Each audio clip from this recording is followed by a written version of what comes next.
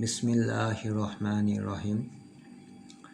ICT বিষয়ে অধ্যায় 2-এ আজকে আমাদের আলোচনার বিষয় ডেটা ট্রান্সমিশন মোড। তো ডেটা ট্রান্সমিশন মোড আজকে আমরা দেখব 4 প্রকার।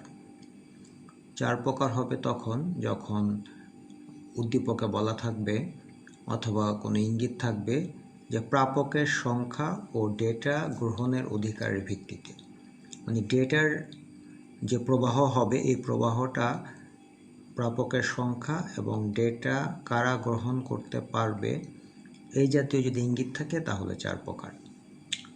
কারণ এর আগের ক্লাসে আমরা দেখেছিলাম ডেটা ট্রান্সমিশন মোড 3 প্রকার। তো কখন 3 প্রকার?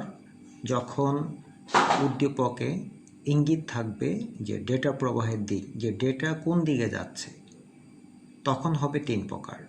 তো 3 প্রকারের আলোচনা আমরা দেখেছিলাম সিমপ্লেক্স, হাফ ডুপ্লেক্স এবং ফুল ডুপ্লেক্স। তো আজকের আমাদের আলোচনা হবে এই ডেটাটা কারা গ্রহণ করবে অথবা কারা এটা ভোগ করবে তার ভিত্তিতে। তো 4 প্রকারের প্রথম প্রকার হচ্ছে ইউনিকাস্ট। ইউনিকাস্ট মোডে প্রেরক যখন ডেটা পাঠাবে তখন শুধুমাত্র একজন প্রাপকই ওই ডেটাটা গ্রহণ করতে পারবে।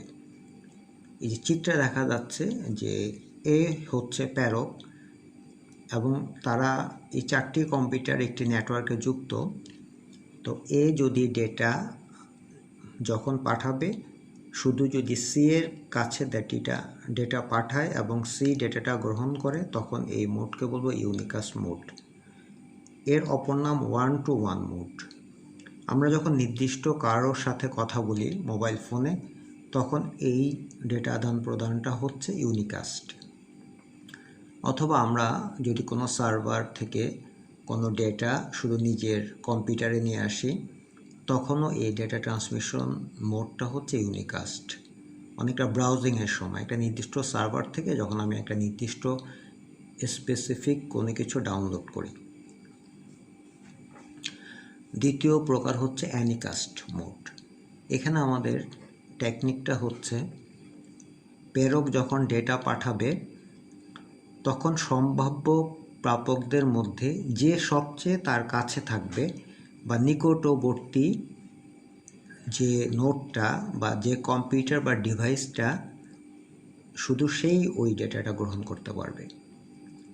চিত্রে আমরা দেখতেছি যে 4টা কম্পিউটার মিলে একটি নেটওয়ার্ক। এ যখন ডেটা পাঠাবে তো এ থেকে সব থেকে নিকটে যে কম্পিউটারটা আছে সে হচ্ছে সি। তো ডেটা শুধু এ যখন পাঠাবে শুধু সেই পাবে। তো এখানে সম্ভাব্য প্রাপকদের মধ্য থেকে যে নিকটবর্তী সে শুধু ডেটাটা পাবে। যেমন ঢাকা থেকে তোমার মামা ঢাকা থাকে, উনি তোমাকে একটি মেসেজ পাঠিয়েছে, তোমার ময়মনসিংহ থাকো। তো এই যে গ্রামীণ ফোনে যদি এই মেসেজটি পাঠায়, তো এই যে ঢাকা থেকে ময়মনসিংহের মাঝে অনেকগুলো টাওয়ার আছে, এই টাওয়ারগুলো একটার পর একটা ক্রস করে আসে। তো একটা টাওয়ারে যখন তোমার ওই মেসেজটা আসলো, তখন ওই টাওয়ার থেকে তো কোন টাওয়ারের দিকে যাবে, ওই নির্দিষ্ট টাওয়ারের কাছের যে টাওয়ারটা থাকবে সে প্রথমে ডেটাটা নেবে। তো এইভাবে ক্রমান্বয়ে তোমার ঢাকা থেকে ওই মেসেজটা ময়মনসিংহ তোমার নির্দিষ্ট কম্পিউটারে এসে পৌঁছবে বিভিন্ন টাওয়ার হয়ে হয়ে। তো 3 নম্বর আমাদের যে ডেটা ট্রান্সমিশন মোড, ওটা হচ্ছে মাল্টিকাস্ট মোড। তো ছবিটা যদি আমরা আগে দেখি তাহলে আমাদের কাছে ব্যাপারটা বুঝতে সহজ হবে। দেখো এখানে 6টি কম্পিউটার মিলে একটি নেটওয়ার্ক। তো এখানে আমরা 2টি রং ব্যবহার করেছি, কালো এবং সবুজ রং। তো এস কম্পিউটারটি যদি ডেটা পাঠায়, দেখো ওখানে 3টি সবুজ রঙের বৃত্ত আছে, এগুলোকে আমরা ধরে নিলাম ওর একটা নির্দিষ্ট গ্রুপ। 3টা কম্পিউটার মিল ওর একটা নির্দিষ্ট গ্রুপ বানিয়েছে, বি, ডি এবং ই। আর এস যদি ডেটা পাঠায় তো ওই নেটওয়ার্কে যুক্ত সবাই ডেটাগুলো পাবে না, পাবে একটা নির্দিষ্ট গ্রুপ। যেমন এই গ্রুপটা হচ্ছে বি, ডি এবং ই। তো এস থেকে ডেটা পাঠালে ডেটা নেটওয়ার্কের অন্তর্ভুক্ত সবাই না পেয়ে যদি নির্দিষ্ট একটি গ্রুপ পায়, তখন তাকে আমরা বলব মাল্টিকাস্ট মোড। মাল্টিকাস্ট মোডের উদাহরণ এমন হতে পারে, যেমন কোনো কলেজ থেকে মেসেজ পাঠাবে। তো তোমরা ধরে নিলাম তোমরা দ্বাদশ শ্রেণীতে পড়ো, তো টেস্ট পরীক্ষার ফলাফলের তারিখ জানিয়ে প্রিন্সিপাল স্যার একটি মেসেজ পাঠাতে চাচ্ছেন। তো তোমাদের প্রতিষ্ঠানের মনে করো এটা একটা স্কুল অ্যান্ড কলেজ, তো তোমাদের ক্লাস 1 থেকে ক্লাস 12 পর্যন্ত আছে। তো দ্বাদশ শ্রেণীর টেস্ট পরীক্ষার ফলাফলের তারিখ জানিয়ে একটি মেসেজ পাঠাবে। তো এই মেসেজটা কিন্তু 1 থেকে 12 পর্যন্ত সবার গার্ডিয়ানরা পাবে না। কারা পাবে? শুধু দ্বাদশ শ্রেণীর ছাত্রছাত্রীদের অভিভাবকরা। তাহলে সবাই না পেয়ে নির্দিষ্ট একটা গ্রুপ পেল, তখন তাকে বলে মাল্টিকাস্ট মোড। উদ্দীপকে এই ব্যাপারগুলো আসবে। অথবা পিএসসির ফলাফল জানিয়ে তোমাদেরকে একটি মেসেজ পাঠাবে। তাহলে এই মেসেজটা কিন্তু 1 থেকে 12 পর্যন্ত সবার গার্ডিয়ান পাবে না, শুধু পাবে ক্লাস 5-এর গার্ডিয়ানরা। তাহলে একটা নির্দিষ্ট গ্রুপ পেল। তো ডেটা যখন কোনো প্রেরক থেকে নির্দিষ্ট একটি গ্রুপের প্রাপকদের কাছে যায়, তখন তাকে বলে মাল্টিকাস্ট মোড। আর আমাদের যে 4 নম্বর ডেটা ট্রান্সমিশন মোড, ওটা হচ্ছে ব্রডকাস্ট মোড।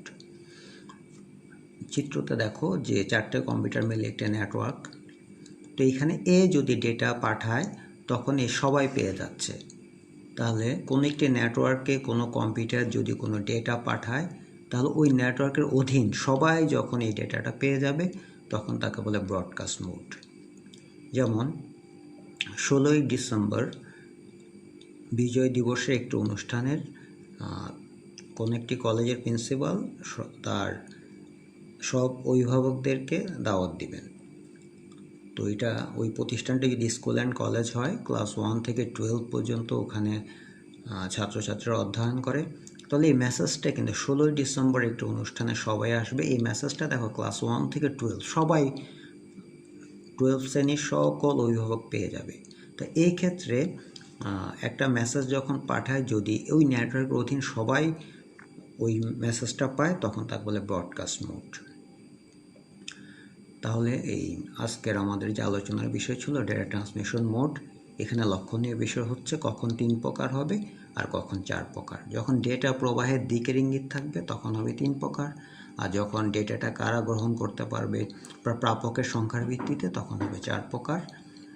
তো এই ব্যাপারগুলো আমরা খেয়াল করব। আর যে আজকের ক্লাসের আলোচনা ছিল ওই উদ্দীপকের আলোকে তোমাকে অ্যান্সার করতে হবে। তো আজকে এই পর্যন্তই। ধন্যবাদ সবাইকে।